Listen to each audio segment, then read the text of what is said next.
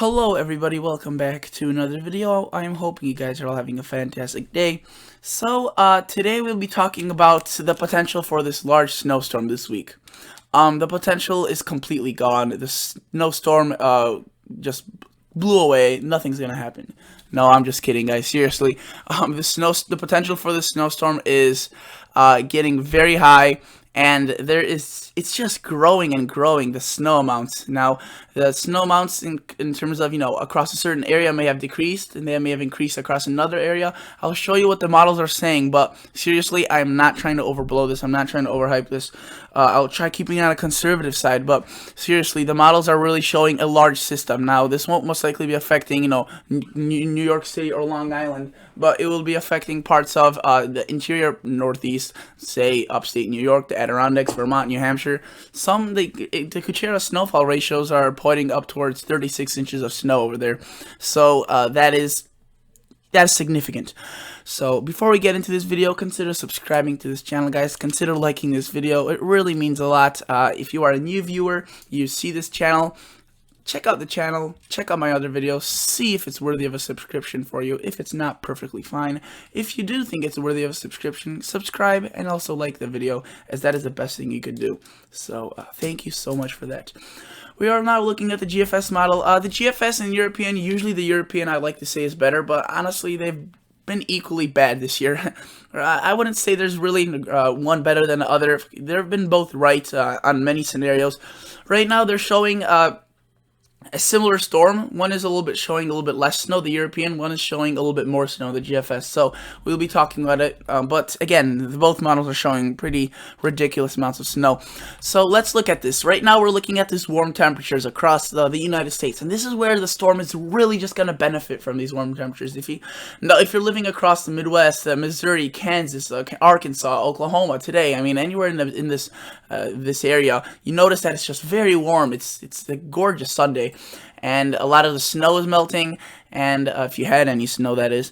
But this is obviously sponsored by the Gulf of Mexico. I mean, seriously, this Gulf of Mexico has opened up bright and early. It's already February and it's opening up, and that's not necessarily a good thing, as the snowstorms may become supercharged. Notice we have energy right here, a piece of energy coming from the Pacific Northwest, and it's gonna make its way down through the mountains. Wyoming, Colorado, Utah have all winter storm warnings in some part of the regions, winter weather advisories, winter storm watches, and it's gonna be a pretty impactful system. Now, not record-breaking for those areas, but definitely one of the bigger ones of the season for those areas.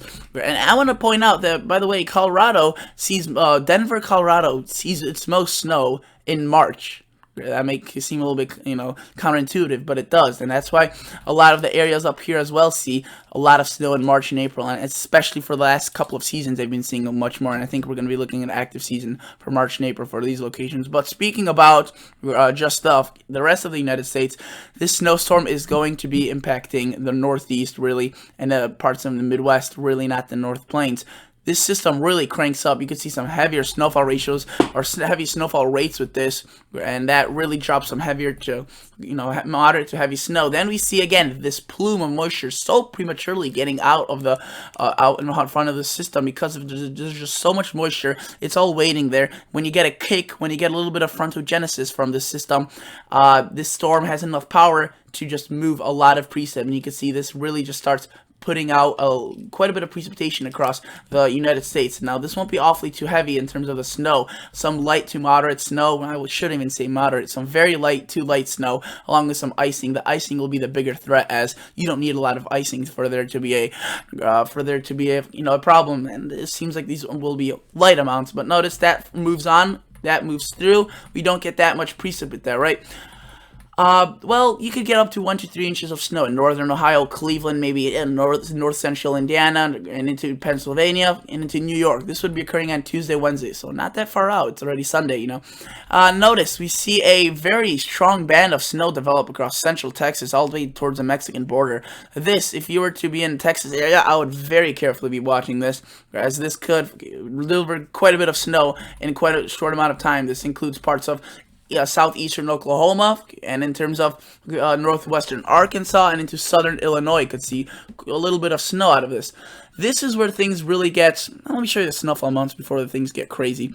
Look at the total snowfall. You can see not too awfully impressive. However, if you live in Carbondale, Illinois, just south of St. Louis, really, you could see up to 4 or 5 inches of snow with this, if this sets up. And notice that across parts of Texas, you could see definitely well, the green is up to a foot, but I would say up to half a foot is definitely the potential for it to being there. The foot of snow in that green is a little bit overdone, but I would say that the potential is definitely there for half a foot, especially remember when we saw that system earlier last week across the panhandles of Texas, Oklahoma, and into southwestern Kansas.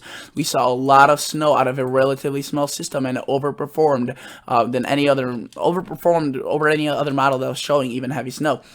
So let's look at this now into the Northeast. Now, there's still a lot of uncertainty with this, alright? But look at this. This just absolutely blows up into the Northeast with its first initial wave, right? So the wave that kind of goes through Texas. This wave, it cuts through the good portion of the country and delivers ice and freezing rain into the lower New York State and into Massachusetts and Connecticut, and a little bit of light snow, light to moderate on the backside. That wave passes through. Let's see what the snowfall amounts are just from that little wave. You can see 6, 7, 8 inches of snow, pretty widespread across New York State, and then this is still moving through the Vermont and Maine area, so that's why it's not showing up in this map. Then we get this resurgence of very, very just profound moisture. I mean, really, for this time of the year, that's just really impressive, and that's going to spark some severe weather because of all that warmth we've been having. Notice, though, cold air reaches all the way down to the Gulf Coast, but this is what, I guess, intensifies that system, kind of pushes it, nudges along this trough that digs into the Gulf Coast of the United States. This thing will be really powerful, and most models are agreeing on that, right? And look at that. This is, I'm not going to say record-breaking snowstorm to occur. That's just still, too far out. But I'm just telling you that the indications are showing a very, very strong system. And look at this. This is where the things just go down. We see very heavy rain across the coastal area. So unfortunately, you will miss out on this storm. But look at parts of interior. Ohio, Virginia, Kentucky could see some heavy to moderate snow out of this. Pennsylvania, upstate New York, Vermont, New Hampshire, Maine. I mean, just loads and loads of snow out of that system, right? So let's look at the total snowfall accumulations, and that's where things just go berserks. So notice we see across Texas, again, up to half a foot, go through Arkansas, thin, narrow stripe of 4 to 6 inches, and then once you get into Ohio, especially northeastern Ohio, a good portion though into the central Dayton, Cincinnati could be seeing some snow out of this as well. You could see 4 to 6, even 7, 8 inches, and then into upstate New York, we just upstate Northeast, you just get really heavy amounts, 22, 20 inches widespread, or easily. So this would be a definite, very strong hit. Notice it's a little bit less across the parts of the northeast or the coastal areas, but just loads and loads across the northeast interior parts. Let's look at some of the other models, as this is just a GFS. Let's look at the Canadian model. Let's see what it shows.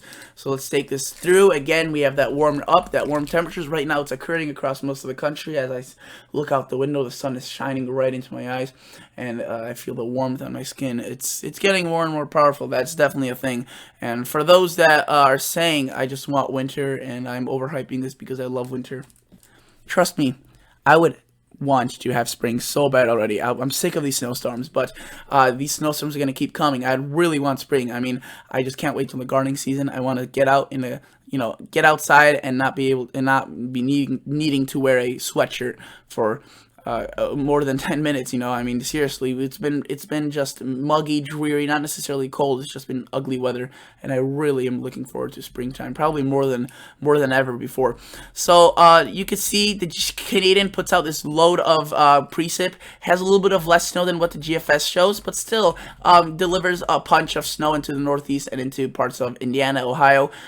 Here's that second batch. You can see actually delivers quite a bit of snow across Indiana, Illinois, just a little bit further up north, so north central Indiana, Oklahoma, Missouri. We'll definitely see snow out of this, right? Moves into the northeast. The coastal areas would get a thud of snow, including parts of the upstate, Vermont, New Hampshire, Massachusetts, New York, New Jersey. that passes through, you may be thinking, oh, well, that's it. That's it for the snowstorm. Well, it's not. Let's look at the total snowfall accumulations. You could see pretty significant across Oklahoma, Missouri, into Texas. You could see it's 2 to possibly 6, 7, 8 inches of snow. We go through the Indiana, Ohio area a little bit less, and then look at that, what happens across the Northeast. And the Canadian actually puts out up to half a foot of snow across up in the New York City before it turns into rain. So that would be interesting to see if that were to occur. Okay, but definitely, guys, this is a system for the record books. It's gonna be, at least. And then look at this. Look what happens here. A re-intensification just of ridiculous proportions. 985 millibars of pressure. There will be coastal flooding, lakeshore advisory, or not lakeshore, coastal flood advisories. I'm used to saying lakeshore advisories, as that is what we get here in Chicago often when the winds turn off the lake. But notice, you could see Ohio would get some snow, Pennsylvania, New York, Vermont, New Hampshire, just a big snowstorm, a big system. Let's look at the total snowfall accumulations. Again, pretty consistent large snowfall amounts, including into parts of Ohio. This one is a little bit more limited on Ohio, but Pennsylvania, New York, Vermont, New Hampshire, Maine, Massachusetts, even parts of New York City, according to this, would get some snow. So, definitely a great potential for this, and we're looking at a large system across the Northeast and parts of the South as well. It's been more and more, the models have been more and more prone to showing the snow now across the southern states than they have been earlier in the week, which is a good thing, if you will. But many of those people would want to see some snow. I want to go to the NAM at 12 km, which is a high resolution model, and look, same thing. It's putting out a lot of snow across Texas, just a little bit further to the north and west. But this is definitely something to watch, as we have to watch these events across the South. These often, either underproduce ridiculously or overproduce ridiculously, where we see a forecast of 3 to 6, and we could get up to a foot. So we'll have to keep the eye on this. And again, this one may be a storm for the record books. I obviously won't put the historic snowstorm in the title, at least for now, as it's my even though I think that, my thinking has been pretty wrong several times this year already. So obviously that's not that valid. But again, this snowstorm, I just want to make you guys aware of this, that this system is one to be watched very carefully, especially if you're a snowplow driver, if you're just a commuter, if you drive across the country with trucks. I mean, this one will be a cross-country system starting from the mountains today, and it's already going on, and into the end of this week through the Northeast. So notice the European, this is now puts out a batch of precipitation for very light snow into the Northeast. We see that re-intensification across Oklahoma, Texas, of this system right here. The European moves it further into Illinois, further north. So the GFS has it furthest to the south, Canadian in the middle, and the European has it furthest to the north. And you can see this still delivers quite a bit of snow across parts of the Northeast. And then it also has that second wave of re-intensification, though the European doesn't do it quite as much as the other models. So let's look at the total snowfall amounts, and there will be a little bit less, and that's why I said at the beginning that the European has the smallest snowfall amounts, but they're still rather significant, speaking especially for the South. You could see up to 5-6 inches, pretty widespread, so that would be still significant. Across the Northeast, it wouldn't be too awful much, maybe 7, 8, 9 inches, though. The European, again, has been less than perfect so far, and let me tell you that in terms of model consistency, the European has jumped around the most thus far. If you looked at the model prior to this, at 00Z, so midnight, let's look at 162. You can see it put the heaviest snow across Michigan and Illinois. If you go two models back, it's completely out of here, out of the park, with way up to the north. So European really has been underperforming, but that's just what we have to look at in terms of the models. One's underperforming, one is consistent, one isn't. Also, though, look at the European in terms of the 240 hours out, 10 days. You can see still putting out loads of snow from a different snowstorm that it has in the books for the Northeast. It has in the planning, which I won't talk about right now, as it's still a little bit far out. But again, very, very historic storm possibly on the making, with loads of snow for the South and into parts of the Northeast. Obviously, I won't title it historic, as that's a little bit extensive, but I think it's going to be a very powerful system, and one to keep an eye on for, and as well as one for record books. So thank you guys so much for watching. Consider liking the video. Consider subscribing to the channel. Oh yeah, one more thing. People have been saying that it's too warm for this snowstorm. That's the exact opposite. The warmth right now that's happening will actually fuel the system to this extreme level that it's possibly going to be at that the models are forecasting. So, you know, I'm just saying, I'm putting it out there. We'll see what happens. So thank you so much for watching. I'll catch you all guys in the next episode. See ya. Bye.